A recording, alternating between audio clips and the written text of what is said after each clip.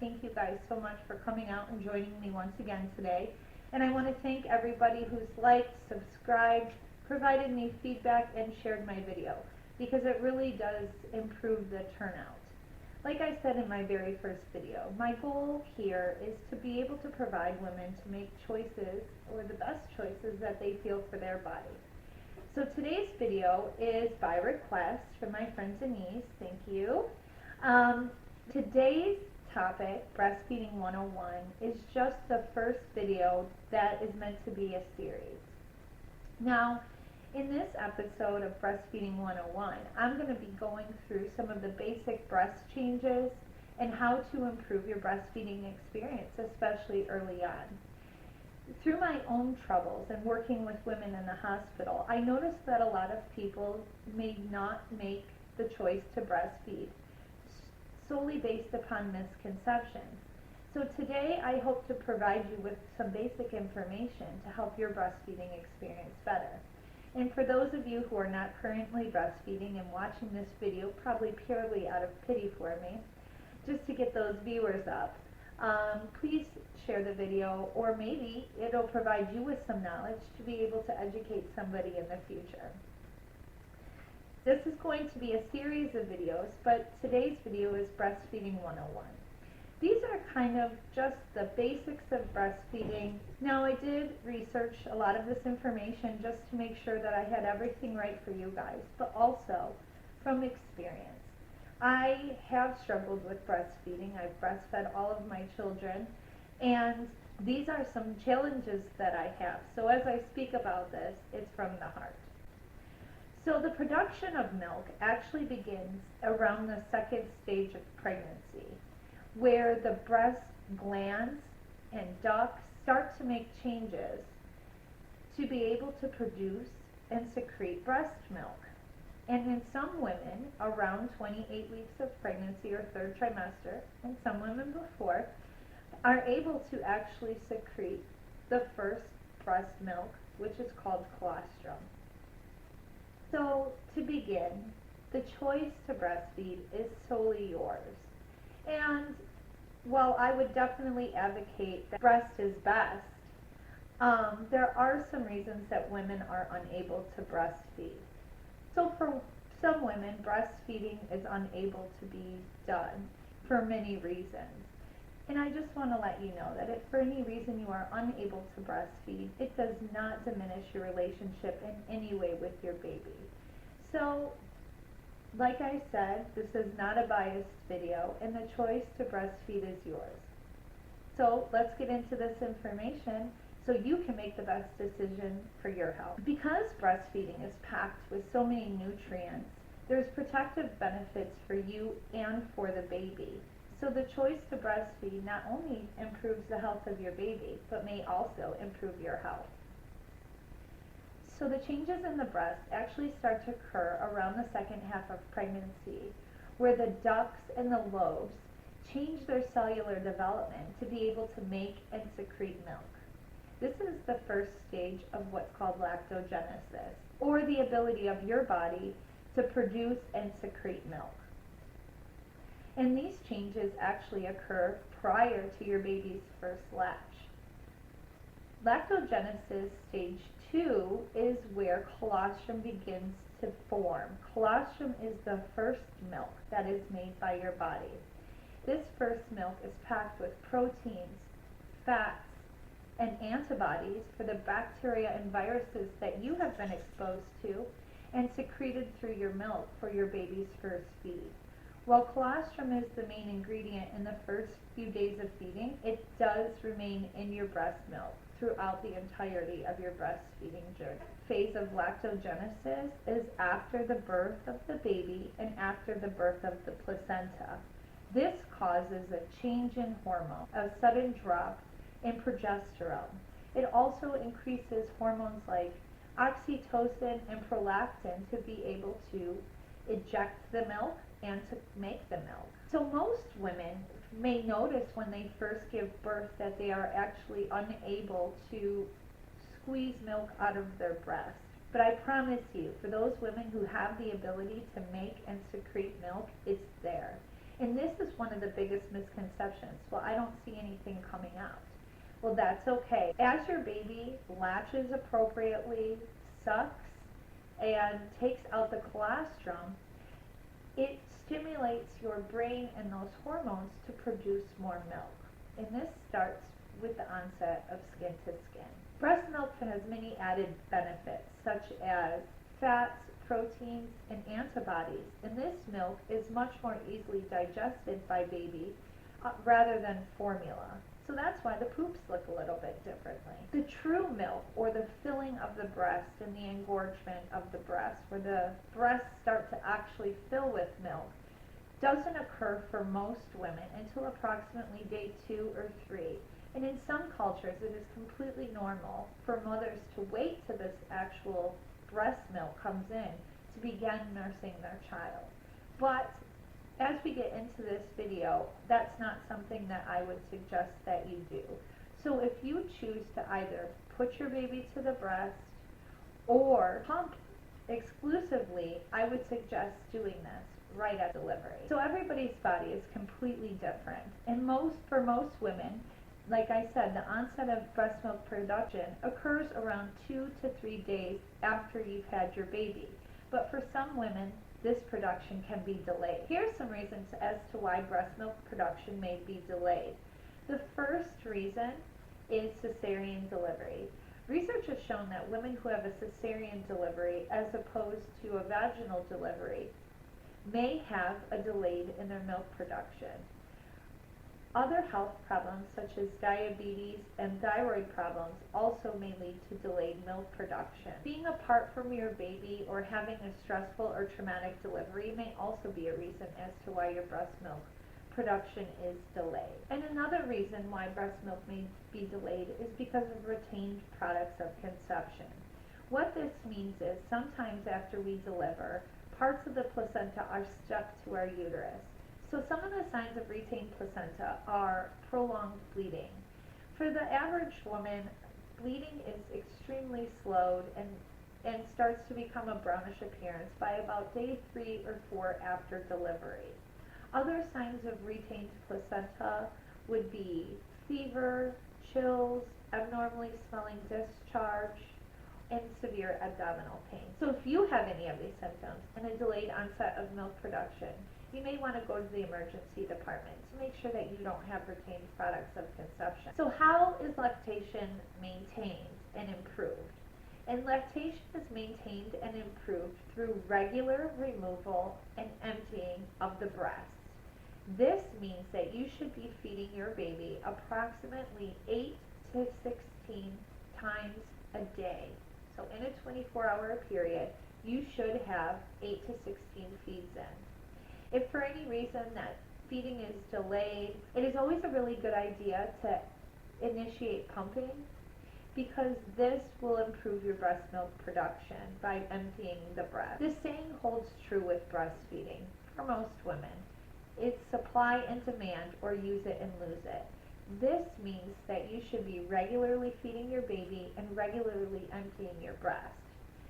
And like I said, research has shown that an emptier breast not only fills faster, but has a better fat production to be able to provide your baby with that nutrient and calories that he or she needs to grow regularly.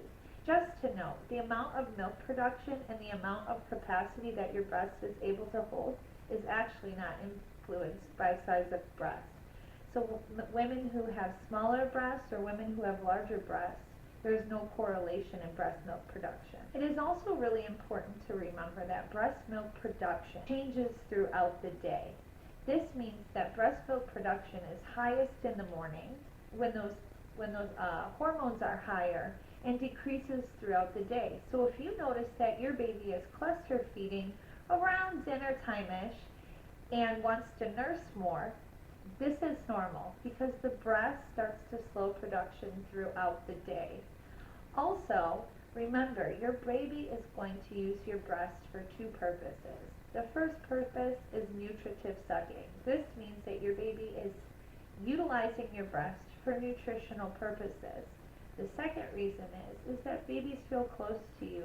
They were in your womb for a long time. They can hear your heartbeat, they can feel your warmth, and sometimes they just want to nurse when they're uncomfortable, when they're sleepy, or they just want to be close to you. So like we talked about, there's things early on that delay the breastfeeding process or the breast milk production. So I'm going to go through a few things called facilitators, things that improve your breast milk production, and inhibitors, things that delay or will help you dry up your milk. So the first thing are facilitators. The number one thing that really helped me through my breastfeeding journey was having a great support system. Breastfeeding, unfortunately, is difficult, and I have always pondered, with such a natural process that women are meant to go through, why is it so difficult? And I've yet to find the answer to that question. But I think that through education and women helping women, even male nurses helping women breastfeed their child, is a way that we can improve the experience and improve our breastfeeding rate. So like I said, support is probably one of the biggest things that can help a woman through her journey. Finding a good lactation support counselor, finding a lactation consultant, knowing a good friend that's breastfed, and having a healthcare provider that has lots of knowledge to be able to help you through your struggles. So outside of support, relaxing. Even though that breastfeeding is such an enjoyable experience, it sometimes can be very difficult and frustrating when you're tired and baby's not latching. But being able to relax and do some skin to skin with your baby will definitely help baby latch. Other things that can help you increase your breast milk production is increasing your calories by at least 500 calories from what you should normally have outside of pregnancy, drinking lots and lots of water, emptying your breast every 2 to 3 hours. So this means that if baby doesn't empty your breast, then you should pump afterwards, and you can start storing that. Another thing is, so prior to and during the breastfeeding process, massaging your breast in a downward area to help facilitate pushing that milk through the ducts towards the nipple will also be very helpful, and lots of skin to skin.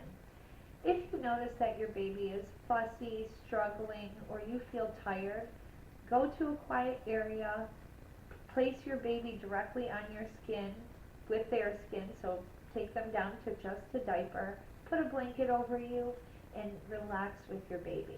This is always a really great way to reconnect, relax, and enjoy each other. So things that inhibit breast milk production. For some women who have had breast augmentation, this may inhibit your breast milk production. It depends on where your cuts are and what type of surgery you have.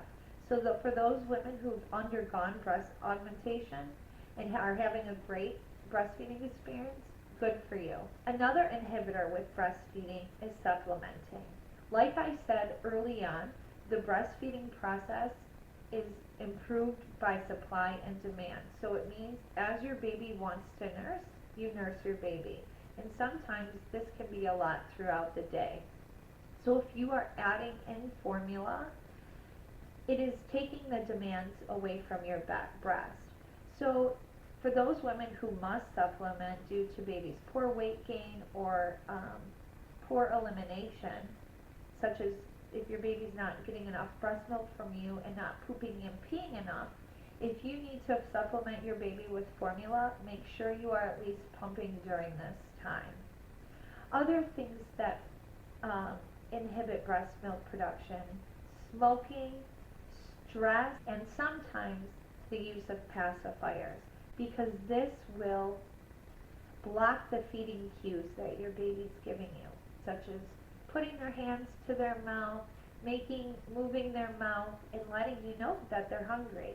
So how can you tell if your baby's getting enough milk? So there's a couple ways for you to tell if your baby's getting enough milk. And for first-time moms and moms who haven't breastfed before, they get very confused by, how can I tell if my baby's not getting enough? Because they're used to seeing formula in a bottle measured and given to a baby around the clock, which is a very different experience than babies who are breastfed. But most breastfed babies don't feed on a schedule. Some breastfeed babies do what's called cluster feeding, where they feed lots of times in a short amount of time, have a break and sleep, and do it again. And some babies will breastfeed every 2 to 3 hours. But learning your baby, knowing your baby's communication skills to you, will help you increase your breast milk production. So how do you tell if your baby's getting enough? One of the ways to tell is through weight gain. If your baby has gained its birth weight by 10 to 14 days after birth, that's really great. That's where your baby should be. Another way to tell is by how many poops and pees your baby gets in a normal day. So, days 1 through days 4 of birth, your baby should have as many pees and poops as they are old. So lastly, to give you confidence and for you to know that you're producing enough milk at the time of your child's birth and as they grow, one thing to consider is their stomach size. So you're going to see a picture on the screen that depicts about how big your baby's stomach is at birth. And it's about the size of a cherry.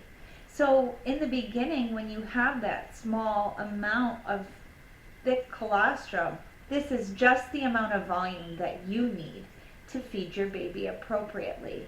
By day 2, the stomach is approximately the size of a strawberry, then a lime, and then a kiwi. So as our bodies produce milk in the way that it does, so starting out with this small amount and slowly gaining production and milk supply through the first days of your baby's life is just the right amount. So don't be discouraged.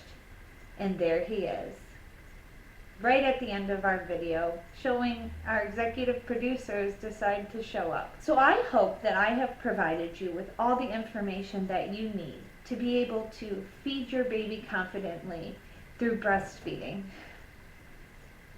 I hope that you are able to feel confident on this journey. If you have any questions or comments, please leave them in the comment section below. And lastly, I want to thank you so much for coming out and joining me and Rocco today. I appreciate the support, the comments, and the feedback. It really means a lot. And I hope that you can gain the confidence in educating yourself to help yourself through your breastfeeding journey or providing information to improve the health of other women. Have a great night. Thank you so much. Bye-bye. Oh my God. He didn't make an appearance in our last filming session. Here's some reasons as to oh my God. Starting off with a small amount, it seems as if our executive producer hasn't realized that we're filming today. Oh.